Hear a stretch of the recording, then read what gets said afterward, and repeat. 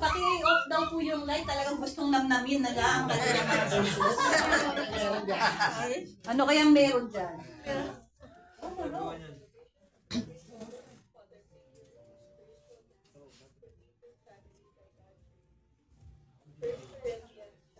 Mahina.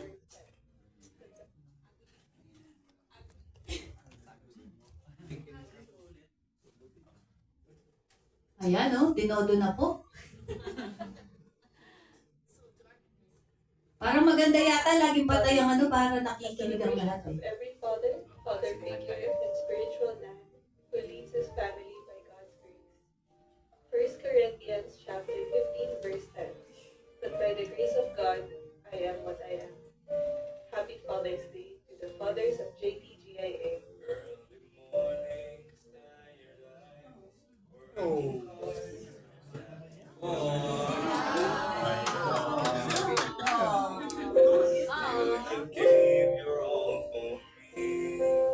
Every word you softly said, every tear you chose to hide, you stood strong through every storm, kept this family warm. Wapo ng anak ni Kuya Pedro. And even when the road was long, you carried us with love so strong. Uy!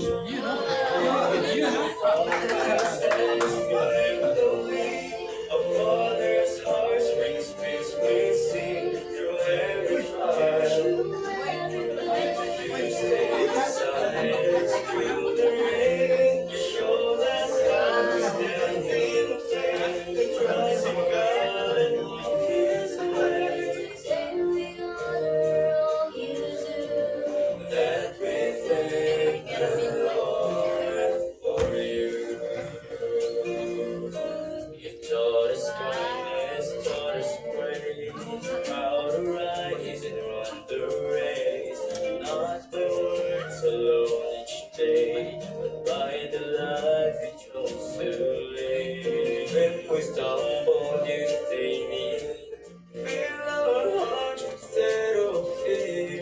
Pointed us to heaven's side. Guided us along every ride. Your love became my shelter strong. The place where we will still belong. Others as you live the way, our Father's heart brings peace we see through every trial. Through every pain. You stay beside us through the rain. You showed us how to stand in the way. Trust in God and walk His way. God, we thank the Lord for you.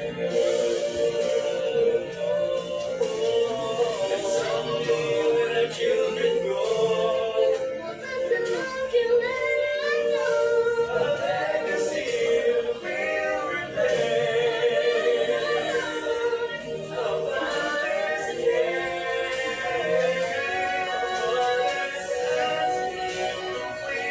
Our Father's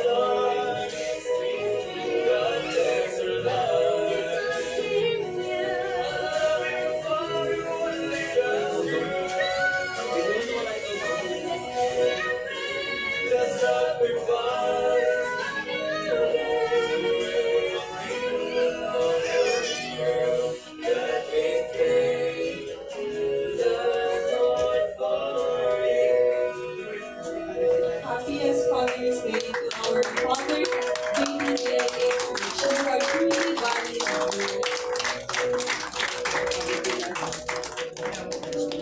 Ayun, voice over po ng anak ko yun. Praise God! Ang sabi po kanina ng message, no, nabanggit yung word na the unsung heroes. And sometimes ito yung mga father na hindi nabibigyan ng tamang appreciation. No? Yung mga tatay natin, kung hindi man kayo tatay, sigurado may mga tatay kayo. Amen po? na talaga namang dapat i-celebrate natin yung mga unsung hero na to. Kasi from day one, they are really serving their family. No?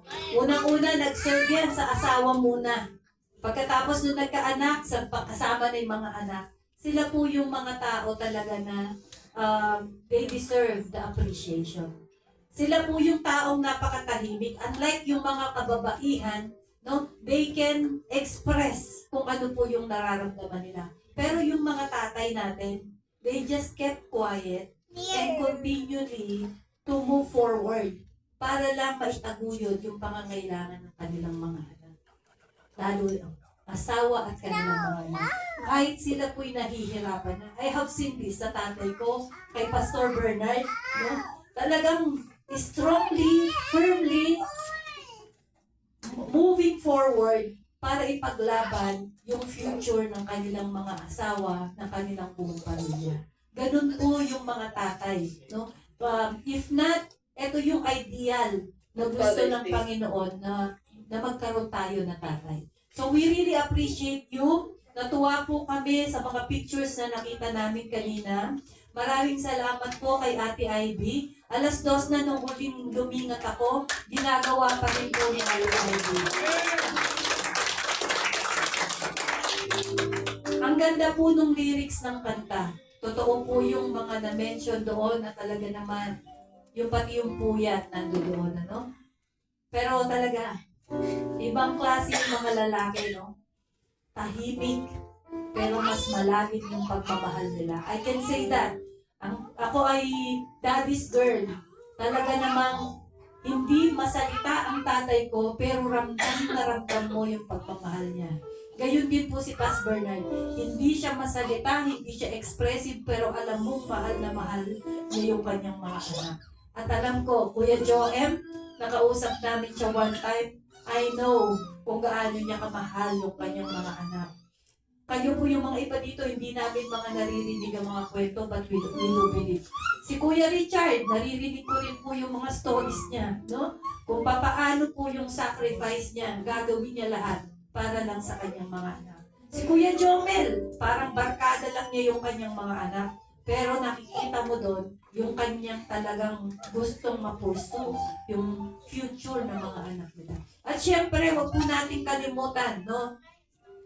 Yung mga nanay na tumayong mga tatay na rin sa kanilang mga anak.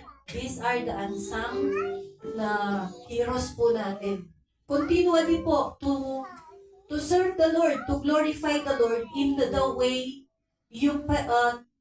way you are parenting your children. Bilang mga tatay po, you know what? This is a very good name. Kasi bakit? Ang sabi po sa Word of God, just let her go down so she will not create noise. Okay, let her play by herself. Okay. So there is a passage in the Bible. Do not let anyone call you father because there's only one father in heaven. Do not let yourself call teacher because you have only one teacher. But then the name father is given to you. No, yung kayong mga tatay. So your obligation is greater, no? And we wanted you prayerfully that you also have the character of a father in heaven, no? Yung always forgiving, always loving, always accepting, no? Kahit na po ano yung pagkakamaling nagagawa ng mga anak natin, you always waiting for them to come. Minsan nga, di ba, yung the story of the prodigal son, the father didn't wait for the son to say sorry. Immediately, he ran towards the son, running to accept him back, to nurture him again, to restore yung kanyang kalalagayan. Ganun po yung mga tatay, ano?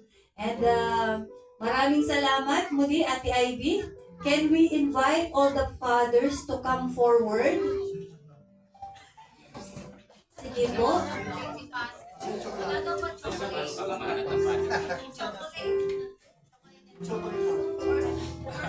Tatay po, mga tatay po, tayo.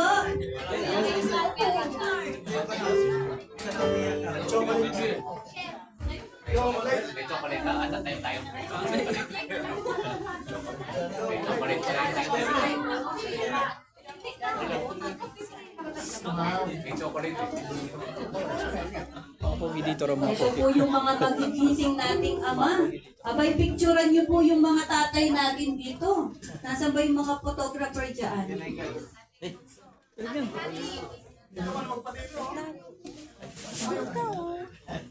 Alam ko, sino pong gustong magbigay ng special message ng tatay para sa kanilang mga anak? Tatay lang. Ang ganda ng daddy niya. Ay, tatay niya. Good morning po sa lahat. Nagulat ka na? Yung iba siguro dito, na-sharean ko na. Meron po talaga kasi ako akong anak. Babae po. Kaya po, nung nabuntis ko po yung ex-partner ko, 22 years old pa lang ako. Tapos, nandun pa ako sa Manila, nag-decide yung mama niya na, parang liwalay kami kasi parang wala daw ako mararating eh. Kasi nawalan sila ng gana nung nasa Manila pa ako. Parang, ano ba, yung pagtingin nila sa akin, ang baba. Kaya yun, nagpatuloy po ako ng plano namin sana. Kaya akala ko kasi inayos ko po talaga. Pinatunayan ko sa kanila na pumunta ako dito sa Saudi. Pero wala eh. Doon ang nangyari. Tapos, yung habang nandito na po ako, nagsabay ko po yung trabaho ko. Nag-part-time ako. Hanggang hindi pa ako nakapasok dito eh. Kasi nandun pa kami sa kabila. January dumating ako. September nag-umpisa po ako sa DA. Doon na, naumpisa ko na po yung bahay ko na nagporsige talaga ako ng paggawa ng bahay. Pero nung last week lang po, January 9, yung bahay na napagawa ko po na nalindol kami doon ng 7.8. Gumuho siya. Gumuho siya po. Hindi ko po alam kung magalit ako sa Panginoon, pero natanong ko po eh, Lord, bakit ako? Tagal ko kasi pinangarap ko eh. Yung bahay lang po yung pwede mo patunayan sa pamilya ng babae na minahal ko ng sobra na kaya kong tumawid sa lahat. Pero wala eh. Nandun na nangyari. Yung iniisip ko na lang na, Lord, alam ko namang ikaw yung dahilan kung bakit nagawa to. Siguro may purpose na itong pinagawa ko ngayon na bahay. Alam ko mas malaki pa yung mo nito. Mas malaki pa yung ipapalit mo nito. Kasi pati sa sarili ko rin, hindi ko alam kung paano ako naging sa sarili ko, hindi ko alam kung paano ako naging proud kasi yung tingin nila sa akin, hindi ko kaya, pero nagawan ko kayo ng parang na makaya ko lahat. Kahit si mama lang yung umusta sa akin. Kaya yung sinasabi nila, parang bakit hindi ka nakapokus sa yung maririnig ko na, bakit parang hindi ka nakapokus sa babae? Kasi po, nangyari na yan sa akin eh. Kaya parang natakot na ako na dumating sa punto ulit na parang bababa na rin yung tingin ko. Kaya nag-focus pa ako ngayon sa anak ko din sa future ko. Tapos ngayon, balik na naman ako sa dati na magpatayo ulit ng bahay. Parang ganun lang yung rest ko. Yan lang, pagpala na harap. Mas malaking bahay ang ibibigay ng Panginoon. Sabi nga po ng salita ng Diyos, seek ye first the kingdom of God and His righteousness, and all things shall be added unto you. Huwag po natin unahin yung ating mga girlfriend, yung ating mga asawa. Unahin po natin ang Panginoon at ang lahat ng yan ay idadagdag. Yung bahay, yung business, yung asawa, boyfriend kung naghahanap, o girlfriend, yan po dapat ang ating Sige, meron pa po bang gustong mag-share o may message kayo sa inyong mga anak, pamilya? Meron po? Si Pastor. Sa mga dito po, yung Ivy, where are you? Ay, kinuha yung camera. Sige, sino pong gusto magbigay? I-share ko lang yung naging karanasan ko bilang isang ama. So, ganito kasi ang istorya. Nung unang, nung nasa Baguio pa ako. Wag nito. Kaya talaga ako nakapag-abroad.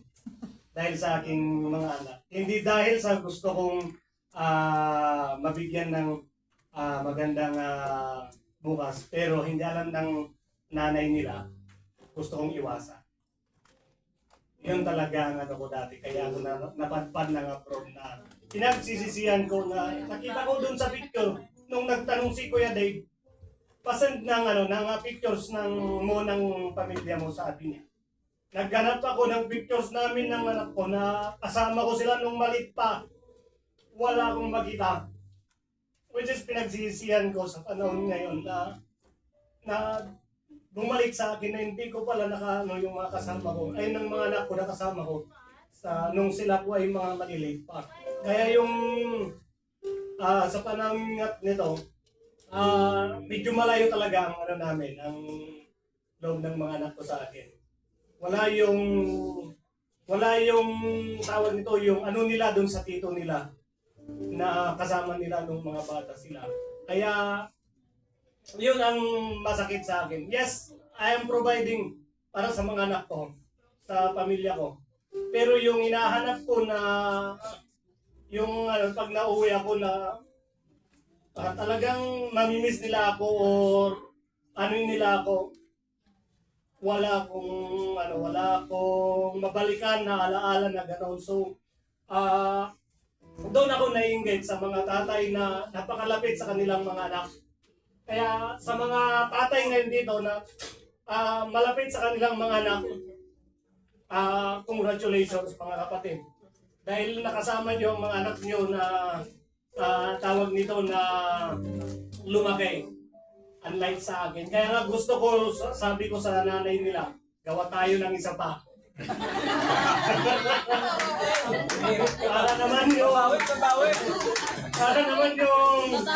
maranasan ko yung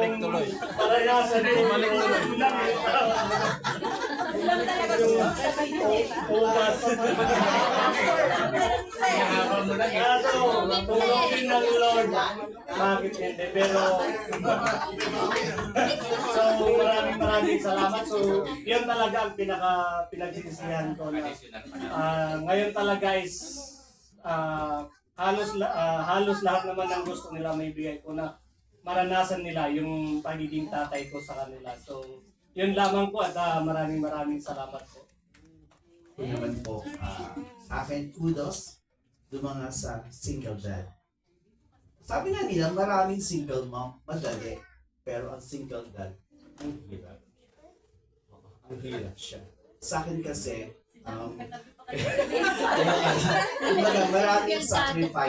maraming sacrifices. Isa sa condition ng mga anak ko, hindi ka pwedeng mag-girlfriend. Sabi ko, sige, hindi ako mag-girlfriend hanggat hindi kayo nakakatapos ng college. Kasama ko sila nung graduate ang eldest ko na grade 6. So from grade 6 yung gano'n, hanggang college, walang love life. Diba? Kaya wala talagang love life. Kumbaga, ang hirap nga na ikaw mag-isa. Ako sanay naman ako sa gawaing bahay, pero mahirap talaga dahil ang lalaki kasi focus lang siya sa isang mindset, isang goal lang. Hindi katulad ng babae, multitasking ang babae. Pero, Amen. ang lalaki, ang hirap. Kumbaga, ako rin, bakit ako nakapag-abroad? Kasi pareho silang nursing kasi hindi na lang, kahit malaki yung sweldo sa akin, hindi na kaya ng sweldo ko. So, nag-abroad ako. Ganun pa rin yung problem namin. Napalayo ako sa kanila, pero andito ako sa Saudi. Tagal ko dito. Tagal-stick ako dun sa agreement namin na no girlfriend, ganun, no girlfriend. Kaya ako naman, thankful talaga ako. Sabi ko, saan na lang ba ako magpo-focus? So, nag-focus ako noon sa sport ko at sa church. Ganun lang, kaya yung mga single dad, pwede namang walang girlfriend. Pwede naman talaga, kung talagang kung kinakailangan, hindi naman sa mga single mom. Sinasabi ko nga yan, hindi kailangan may boyfriend ka agad, kailangan may girlfriend ka agad. sa Saudi. Hindi naman. Oo. Kumbaga, ganun po talaga. Kumbaga, hands down ako sa mga single dad. Kumbaga, ang hirap din talaga ng sakripisyo ng single dad. Pero I think talaga kay God na hindi ako kasi parati ko yung sinasabi ko, mahina ako kasi siya ang kalakasan ko, di ba? Hindi ako matalino dahil siya yung karunungan ko. So, I'm thankful. Marami din akong trials and test, lalo-lalo sa mga anak ko. Kasi siyempre, lumaki sila nung wala tayo, di ba? Ako na nga lang ang kasama nila. Pero buti na lang abroad kasi ako, college na sila. Kaya, kaya na nila, di ba? Kaya na nila. Pero ang hirap pa rin, wala ako. Alam ko, dumanas din sila ng mga difficulties, ng mga trials, nung napunta sila sa